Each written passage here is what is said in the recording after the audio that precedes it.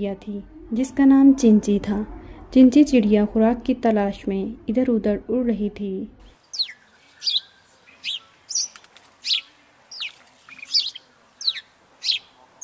उसे ज़मीन पर कुछ दाने पड़े हुए नज़र आते हैं। करीब ही गाय बंधी हुई होती है। वो एक एक दाना चुग चुग कर खा रही थी कि अचानक गाय गोबर कर देती है और चिड़िया उस गोबर में दब जाती है और वो उड़ नहीं सकती। दूसरी तरफ से एक कुत्ता आता है।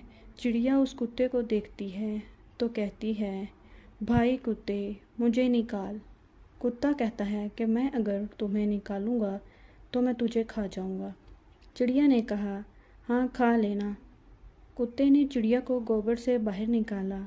वो अब चिड़िया को खाने लगता है तो चिड़िया कहती है, पहले मुझे धो तो लो। चिड़िया को धोकर उसे खाने लगता है कि चिड़िया कहती है, पहले मुझे सुखा तो लो, फिर खा लेना। वो उसे धूप में डाल देता है। जैसे ही चिड़िया के पर सूखते हैं वो फुट से उठ जाती है और कुत्ता बेचारा मुंह देखता रह जाता है।